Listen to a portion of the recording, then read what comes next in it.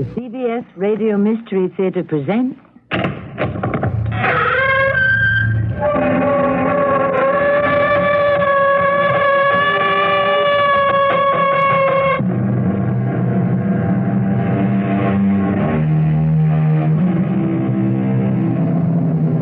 Come in. Welcome. I'm Tammy Grimes. According to Mr. Shakespeare, kindness in women, not their beauteous looks, shall win my love.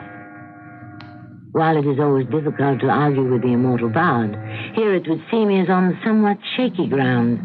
No matter how sweet, kind, or loving a girl might be, when it comes to finding a husband, it is far better to be comely than homely.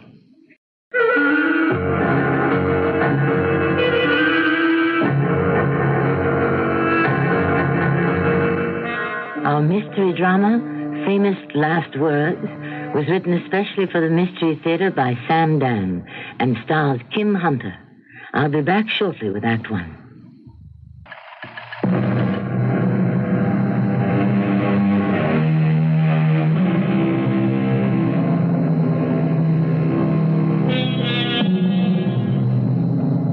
The world seems to be filled with good Samaritans who pause in the midst of their daily concerns and turn their attention, usually without being asked, to the problems of others. These fine, dedicated folk try to make this earth a better place for the rest of us. However, in the process, they may succeed in making it a worse place for themselves. A case in point. It is about 3 o'clock in the morning. A woman of a 45... No. Let us be generous and give her 40. Is in a phone booth on a deserted street. She is highly agitated. She dials the 3 digits of the emergency police number. 911. Hurry. Hurry. Police emergency. Police? Is this the police? Police emergency. Please, listen. I'm in a phone booth on Decatur, just north of... south. South of the intersection of Howell. Are you there? Proceed. I came here because it's the nearest telephone. Around the corner, on Howell. Oh, it's awful. What's awful? There's a dead body. You sure it's a dead body? Lying on the sidewalk. 27, come in. I'm so frightened. Stay where you are, lady. What if the murderer saw me? 27, a phone booth on Decatur, south of Howell. Lady reports a dead body. It's more than a dead body. It's a murdered body. All right, it'll be a squad car there in less than a minute. Don't hang up. Please don't hang up. If someone is after me, at least I'll be able to describe him. What's your name? Do I have to tell you my name? For the record. It's Irma. Irma Desjardins. How do you spell that? No, the other one. What did you ask me? I think I hear a siren. That's right, lady. You only had to come up 2 blocks from Crosswell. Oh, here he is now. You saw the body? Yes, officer. On the side around the corner. Want to get in? Oh, yes, officer, of course. Now, where is this alleged corpse? Just around the corner, to your right. Let's move. Point him out. A third of the way down the block. He was lying on the sidewalk, on his back. His eyes were staring. You know how a corpse can stare. I could see the blood on his shirt. Where is he supposed to be? Right here. Right here? Yes, I remember the sign on this building. Dozier's Warehouse. Well, you're batting 500, lady. The sign says Dozier's Warehouse, but where's your corpse? Well, he was lying right here. Uh-huh.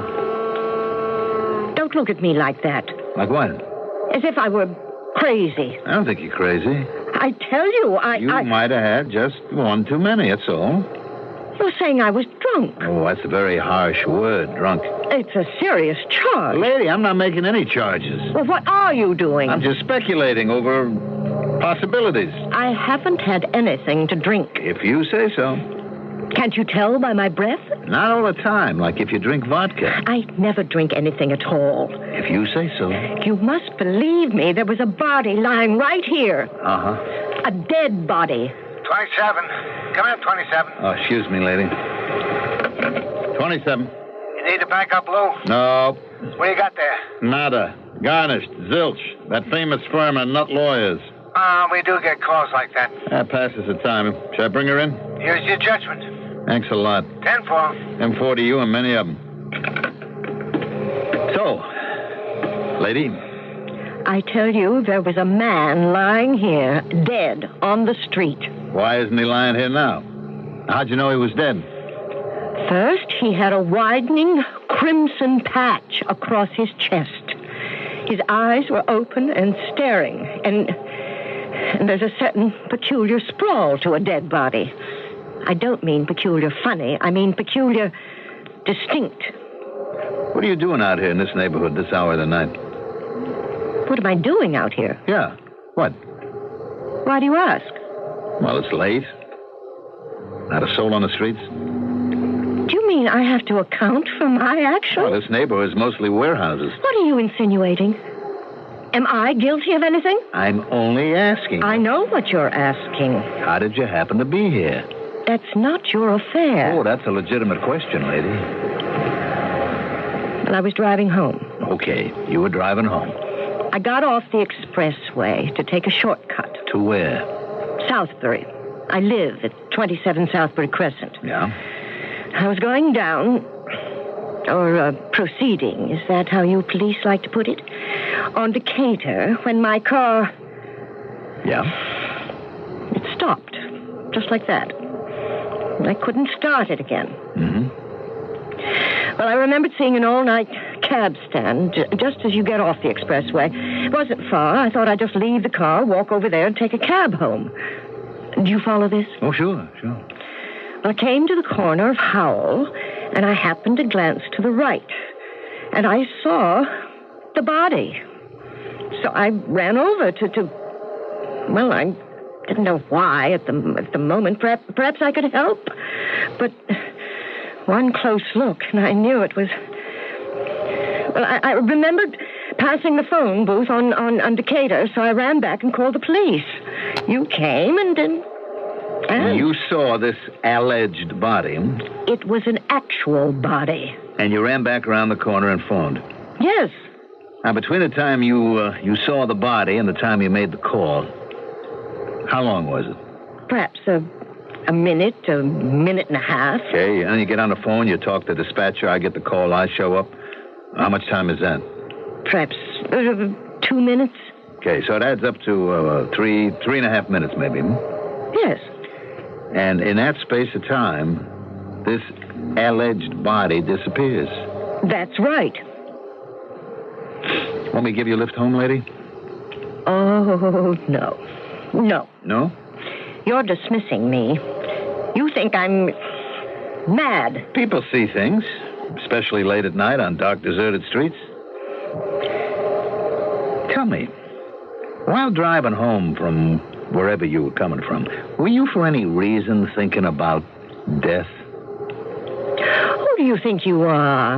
A psychiatrist? Well, did you for any reason feel that someone you knew, did you wish him to be dead? How dare you, officer? Well, you're allowed to wish somebody dead as long as you don't do anything about it. This is a most monstrous accusation. There was a dead body lying on the sidewalk right here. Sure. You're patronizing me. Don't you dare. I'm sorry. Look, what are you? A police officer. Not even an officer, just a patrolman. And look at you. You're at least in your 40s. I said I was sorry. And what can you make? 18, 19, 20,000 a year? My salary, madam, is a matter of public record. You are content to rock quietly in your comfortable hammock of mediocrity. Okay, lady. Don't you dare interrupt. This year, my bonus alone will be over 20,000. My total earnings may well reach 6 figures. What do you think of that? I'm thinking I'd hate to be your husband. You needn't be insulting. Especially if I made less money than you did. You married? I guess not. I don't see any ring. And besides, what would you be doing out here all by yourself? What I'm doing out here is beside the point. Well, then again, how many guys are there that make better than $100,000 per year? You must really have it tough trying to find somebody. Well, if you are unwilling to perform your duty, I shall do it for you. Hey, where you going? Shouldn't you be asking if anyone heard or saw anything? These places are all shut up at night. Not this one, I remember. I saw a shaft of light underneath the doorway. I don't see it now. Then that proves someone was here. Why don't you do it the easy way? You see? There's nobody around. Well, someone must have been here because the light isn't on any longer. Look, the light. Someone just turned on the light. Who's there? Well, tell him. Police. Something wrong? Yeah? What is it? Sorry to disturb you at this hour, Mr. Dozier. Clement Dozier. Did you hear some noise a few minutes ago? Noise? What kind of noise? I didn't hear no noise. You didn't hear the sound of perhaps a fight? I didn't hear anything. I was fast asleep. Are you alone here? Yeah, of course. I come down to do some inventory, and as I say, I fell asleep. Then who turned off the light? What light? When I was outside your door just a few minutes ago, I could see a light under the door. You must be mistaken. Sir, this lady claims that she saw a dead man lying on the sidewalk just outside your door. She does? So we're asking around, if anybody might have seen or heard anything unusual. A man dead lying on a sidewalk? Yes. My goodness, how'd that happen? Well, I guess we don't know. Sorry we disturbed you, Mr. Dozier. Good night. Oh, yes, of course. Good night. Okay, let's go. I saw you wink at that man. Who, me? As if to tell him that I was crazy. No. Would I do a thing like that? Look, I don't have to put up with this kind of insulting, patronizing behavior. Who is your superior? What do you want to do? I want to make sure that this incident is reported. I'll report it. I don't trust you. Well, what do you want me to do?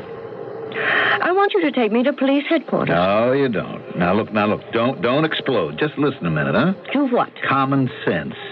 Now, you talk like you're an important lady. You probably have a great job. What does this have to do with... Everything. You go to the station house, you report a thing like this, it goes on the record. Which is exactly what I want. Why? So that it won't be forgotten. Honey. Watch your language. It will be forgotten, but you won't be. Now, what if some reporter, what if the media grabs it? They eat this kind of thing with a spoon. Woman sees dead body. Okay, what dead body? Where is it? All upstairs in the disturbed mind. Don't you dare talk to me like that. And what were you doing out there at 3 o'clock in the morning? I want to report this crime. Which crime? Okay, but just remember, you asked for it. Please sit down, Irma. Yes, Mr. Cunningham. Have you seen this morning's paper? Yes, sir. I just don't understand. You're a design engineer in our company, a rational, practical person, and then to create a disturbance over it at the police station. I'm sorry, Mr. Cunningham. I did what I thought was right. It would have been better had you done what was practical. I hope there's no lasting harm. The fact of the matter is, we are hired for our judgment. Yours was, quite frankly, not of the very best. I can only repeat what I said. I did what I thought was right. Yes. Famous last words.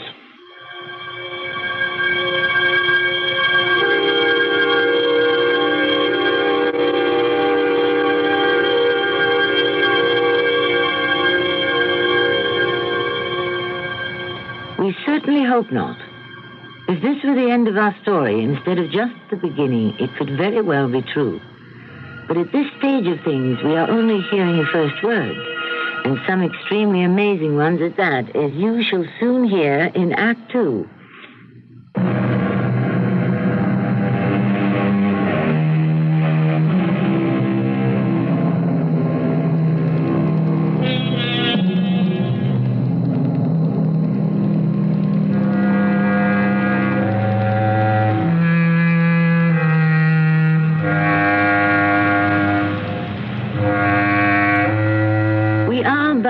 nature a deeply religious people, even those of us who deny any or all of the established creeds. The fact is, everyone worships something or someone. For example, there are those who are devoted disciples of the great goddess practicality, and their theology can be expressed in 5 words. Look out for number 1. The heroine of our story has always been a priestess of practicality, until one night when she forgot another basic tenet of her religion, to wit, don't make waves. Mr. Cunningham, I realize this may sound rather stuffy, but I was only trying to do my duty as a citizen. Most commendable. I hope it doesn't prove unfortunate. Irma, what got into you anyhow? I don't know. I saw this dead body. Oh, quit that sniffling. You sound just like a woman. I am a woman. No, you're not. Would I have hired you if you were a woman? Yes, well, maybe you are. But you think like a man. You have the most brilliant, incisive mind. You're the best engineer I've got on my staff. And, well, it'll blow over. I'm sorry. Besides, he isn't worth it. Who isn't worth it? That Stockwell. How do you know about John Stockwell? Oh, I'm entitled to a private life of my own. Yes, you are. And you certainly made a mess of it. Do you mean you had me followed? Oh, simmer down. It was the federal government. What business is it? You happen to be working on the Ballantyre project. Oh. And everybody in that job is being placed under the microscope. They came to me and asked me what I knew about him. That's how I found out. All right. I made a fool of myself. Oh, why did my car have to break down last night? Why did you have to break down? You've been working hard, much too hard. You need a rest. Is this the beginning of the greasing of the skids? Don't you develop a persecution complex on me. You're still the best engineer I have. Even if I'm a woman? I understand your problem. Now bet. Where can you meet a man on an equal footing who makes as much money, who is just as important as you are? That's almost exactly what he said to me last night. Oh, you're the natural prey of the John Stockwells of this world. None of this is getting my work done. The best thing I could do for you would be to cut your salary and make you somebody's secretary. Oh, thank you. I can't change society, Irma. Now tell me the truth. Was there a dead body?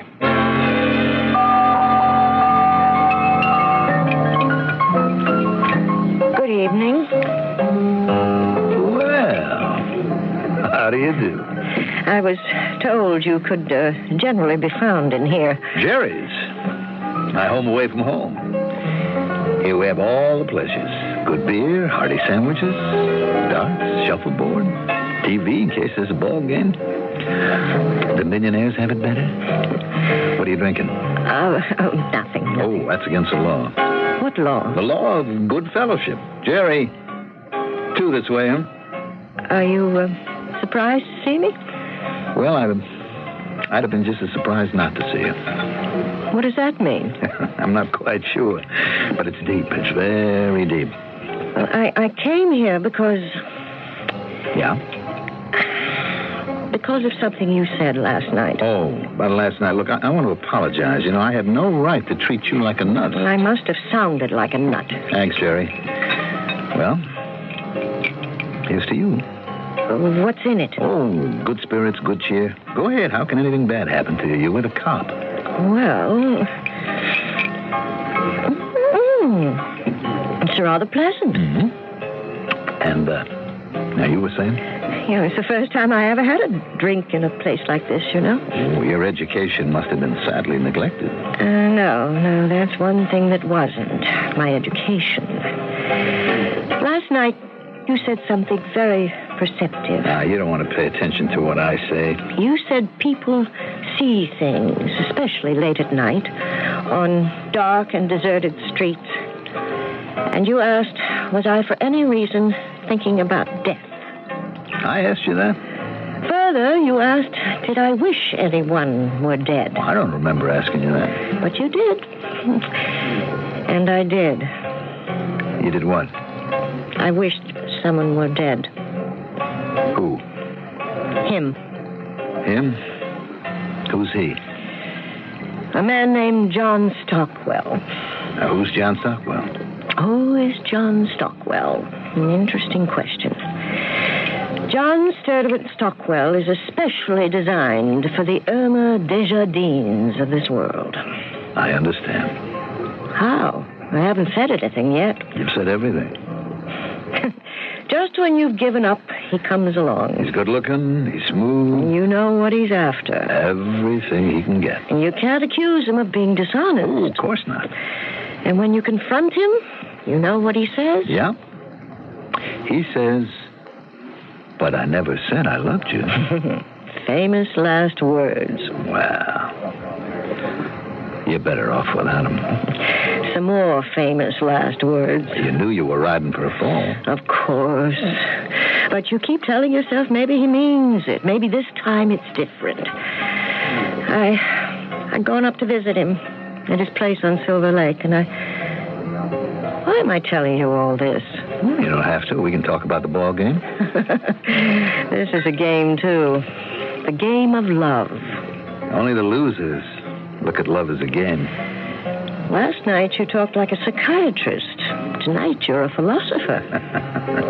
Tomorrow, who knows, huh? Well, I thought I'd have it out with him. Pin him down. But his type is like mercury, quicksilver. He kept smiling and nodding his head. Suddenly I realized he wasn't listening to me. So I started listening to myself. Do you know what I sounded like? A bitter, frustrated, middle-aged woman. I ran out of there at 2 o'clock in the morning. I got in my car and started to drive. I had to get away quickly. Do you know why? You wanted to kill him. I saw myself killing him. I saw him lying dead at my feet. And when I was walking down Decatur and reached Howell, I turned my head to the right, and there he was, lying dead on the pavement, just as if I had wished him there. And that's what happened. It was just as you had diagnosed. Well, I don't think that's what happened. You don't? No, I don't. I actually believe you did see a dead body. But last night you forget said... last night. You insisted it was my imagination. I was wrong. About what? Everything. You actually believe I saw a real dead body? Yeah. What made you change your mind? Well, I checked you out. I looked you up. You know you're in Who's Who? Oh, but... You're a very impressive lady. I mean, you're a mathematician, a physicist, an engineer. You deal in the practical, realistic side of life. That's a popular fallacy. You're concerned with stuff that can be weighed and measured and scientifically proven. Look, so much of it is theory and guesswork and chance. Ah, don't be modest. I'm trying to be truthful. So, I figured if she says she saw this guy, that has to be good enough for me. So, I'm going to try to prove you were right. No, please don't. I'll talk to Captain Boswell of the Detective Division. Maybe he can put some plainclothes guys. I'd rather you didn't. Look, I'm doing this for you. The best thing you can do for me would be to let it all die, quietly. Let us pretend it never happened. You're pretty good at that game, aren't you? What game? The game of let's pretend. But you always lose it. The latest match you lost was the one you had with this John Stockwell. I see now why you never rose above the rank of patrolman. You have no resiliency, no flexibility, no understanding of the complexities of life. Oh, I don't care what you do. I will steadfastly deny that I ever saw that body. And what about justice? A psychiatrist, a philosopher, and now you're a moralist. Hey, I'm a triple threat, huh? You are also insufferable. Good night.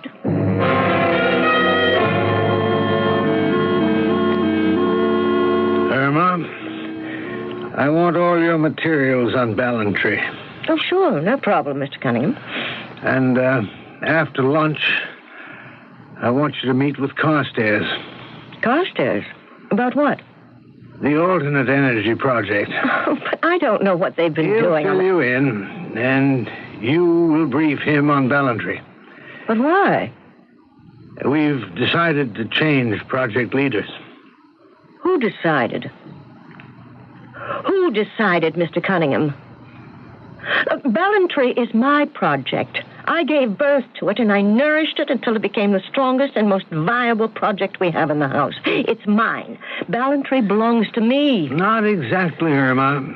It belongs to the federal government. Oh, please. I have nothing to say about it. It's just that the federal people have been swarming all over me since this disappearing corpse thing.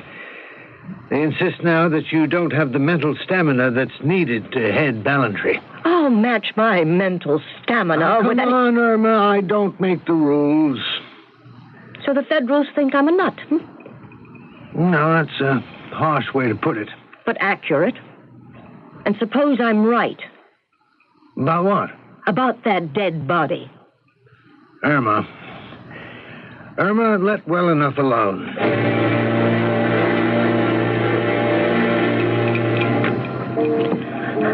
Good evening. Well, good evening. Surprised to see me? I'd have been just as surprised not to see you. I think we're in a rut. That's what life is, basically, isn't it? Same old thing every day. Can I buy you a drink? Oh, don't flaunt your wealth in here. We have some low-life types that hang around. Well, I thought with a cop I'd be safe. Well, according to some people, I'm the lowest life of them all. Hey, listen, I'm sorry. About what? About the way I lit into you the other night. I mean, after all, if you want to let it go, why should I want to make waves?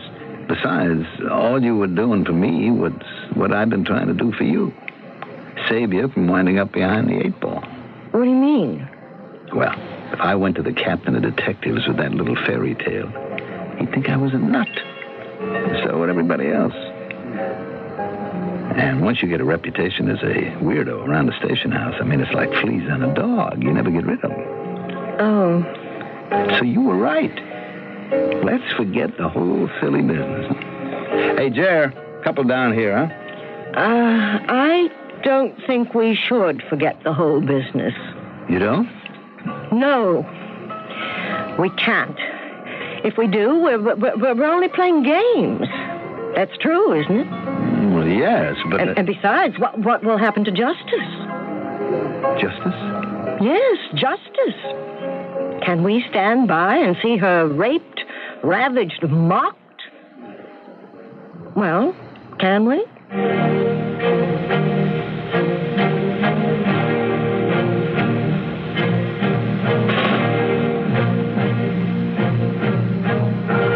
Can we?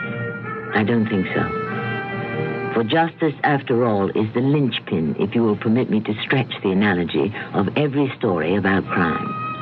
And where you have crime, you must have punishment. Therefore, justice shall not be mocked. Instead, justice will be done, but in its usual place, the third act.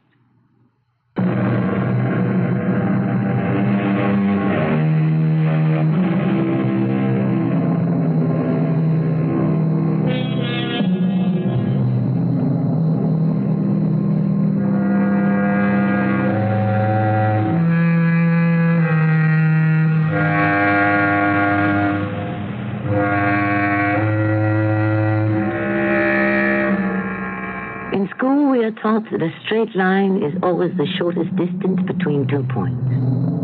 In life, we learn that we must never say always. And since life is a continuing journey from here to there, we soon discover that the shortest distance is usually an angle. Yes, an angle or a curve or some other oblique, obscure, or indirect approach. Can we stand by and see justice raped, ravaged, and mocked? The answer, we stand by and see it happen every day. Only when it happens to other people. Now it's happening to me. Welcome to the club. I don't want to be a member of that club. What do you suggest? I thought you might have some ideas. Why? You're a police officer. According to you, I'm not even an officer. I'm just an enlisted man. Oh, that was said in the heat of passion. Look, I'm the wrong kind of policeman. You need a detective. How does it happen you never became a detective? Isn't that a better job? No, it isn't better. Just different. Why do you and I keep going round and around? Why can't we simply stick to the point? Which is? The dead body. You know, you're not really a bad-looking dame. That is not the point. Honey, where women are concerned, that's always the point. Will you forget that I'm a woman? That's what you've been asking the whole world to do all your life, isn't it? Are you going to help me? Didn't I explain that if you keep insisting on that body, you're going to wind up being classified as a nut? Look, the ground rules have been changed. Now I'll be typed as a nut if I can't produce that body. It simply has to exist. All right, then, let's go. Where? To the scene of the alleged crime.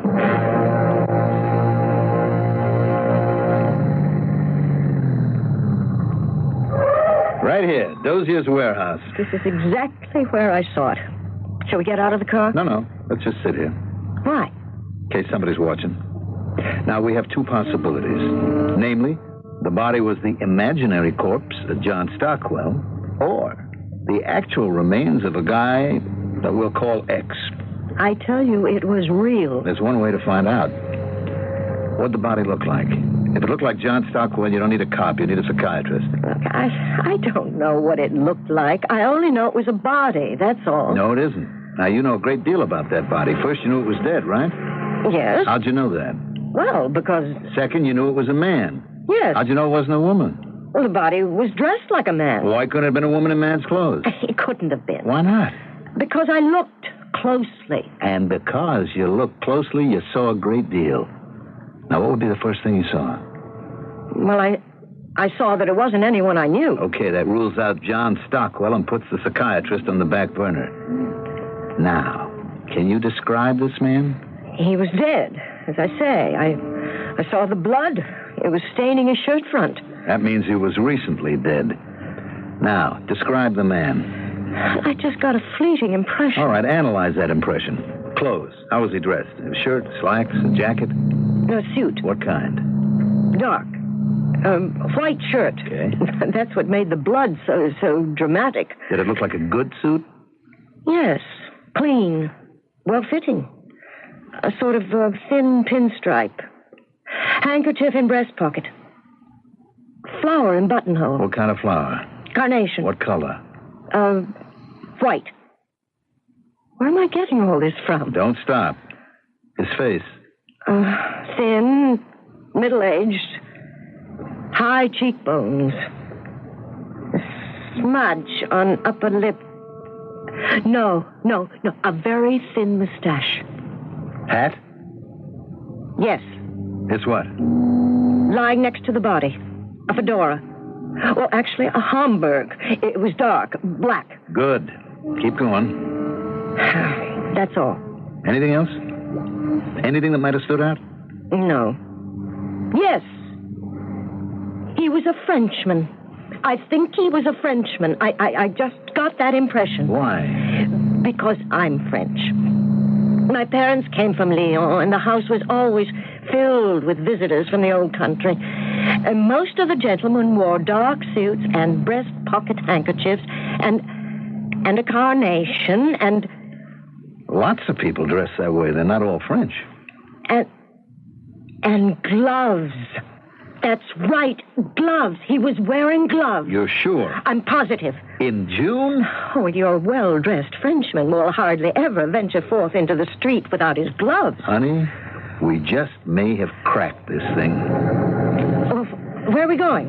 We're going to look at some pictures. Now, this is where we have the Rogues Gallery. Millions of pictures. How can you look through millions? Well, you only have to look at a few. Everything's classified, you see, by computer. Now, what are we looking for? Maybe a foreigner, maybe a Frenchman. Now, Tom, who runs this joint, pushes the right buttons. Now, he's middle-aged, well-dressed, wears a carnation. That's a few buttons. Mustache, that's another button. Now, from the look of him, he's not a thug, so maybe it's some kind of a confidence operation. Maybe smuggling, maybe drugs. More buttons. Now, let's start looking. Wait. Wait, this one. You sure? Well, the mustache was a little thinner, but those cheekbones, I'd say this is the man. He's not a Frenchman. Well, look at his name. Pierre Lescaz. That's his alias. He's Joe Schultz, also known as Frenchie. Well, he certainly dresses and looks the part. He could have fooled me. He just did 3 years in Joliet, out in Illinois, for drug smuggling. Oh. Well, then what was he doing outside that warehouse? Is that a place where they... This is what we've got. He and this fellow Dozier, whose name's on the warehouse, are using the place maybe as a stash for drugs. What's a stash? A depot. Now, they're coming there late at night. There's an argument. Dozier stabs Frenchie and kills him. Now, in a distance, approaching, he hears you coming. Me? So far, it's all been quiet. Even the murder. Dozier uses a quiet knife instead of a noisy gun. But you were wearing high heels. How did you know? I always look at a woman's legs. Yours aren't too bad. High heels on a deserted pavement. They can sound like a tattoo on a drum. He has no chance to get rid of the body, so he ducks into the warehouse. Through the peephole, he watches you approach. He sees you get panicky and run. Now, he knows where you're headed, and he gets a great idea. He knows he has a couple of minutes' grace, so he runs back outside, grabs the body, brings it in, closes the door, and Bob's your uncle. Oh, what does that mean? That's what the British say for her. That's all she wrote. Is that what actually happened? Honey, if that's not what actually happened, then the body was not that of Frenchie, but the imaginary corpse of John Stockwell. No, that's what happened. Well, what do we do now? We don't do anything. Shouldn't we confront this Dozier? No. That's not our job. But you're the police. But we specialize. Just like doctors. Now, would you ask a psychiatrist to take out your appendix? Well, so what does happen now? I asked the detectives to earn their pay. But you said they would think you were just a nut. Sure, but it all depends on how you ask and who you ask. Sergeant Watson there. Who's he? He's a friend of mine. Artie. Artie, it's Lou. Listen, over on Howell, off Decatur, there's a warehouse, Dozier's. Now, you guys might want to find out what he warehouses there. What? No kidding. What do you know about that? She was right all along, huh? Same to you, Artie. What happened? The Federals just raided the place. They found the stash plus the body of Frenchie Joe Schultz. But... And what's more, they're looking for you. For me? Anyone sees you, you're supposed to report to your office immediately.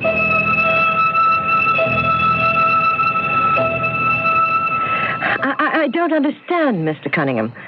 You were right. I was right. About what? There actually was a body.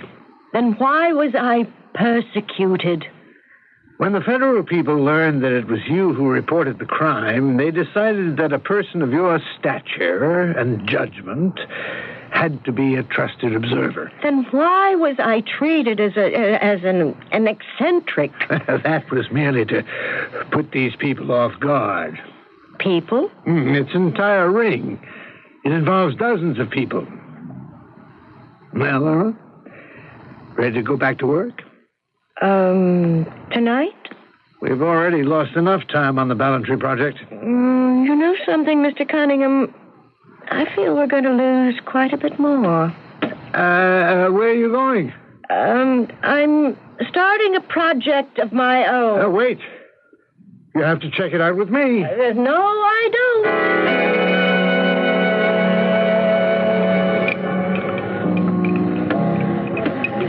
Hello there. Hello. Surprised to see me? Oh, let's not start that again.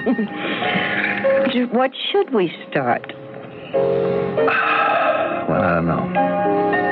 Or should we start anything at all? Let's not start anything that we can't finish. Well, you take a thing like love now. Love? Who said anything about love? You mean you don't want to talk about it? Oh, sure. I guess we should. Well, love is a project. Do you agree? Okay. And one thing about projects, when you start one, you never really know how it's going to end. True? True. So let's not worry about that. Well, we do have some problems. So does everyone else. You're a very important lady. I'm just a cop. Do you want me to become unimportant? No. You want me to become more than a cop? No. Well, then how's it going to work out? Do you know what I think? Exactly what I'm thinking. Love will find a way. Right.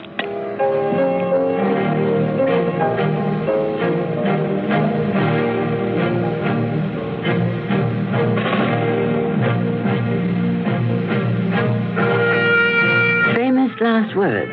Well, not necessarily. In so many cases, love does find a way. After all, it is said that love laughs at locksmiths and also at every obstacle we seem to place in its path. And even if love doesn't always find a way, the fact is, if you chase after it, you're sure to get a run for your money.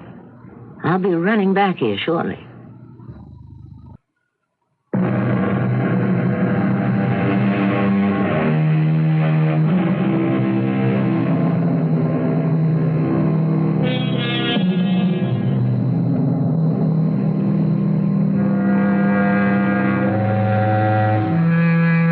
Irma and Lou get married and live happily ever after.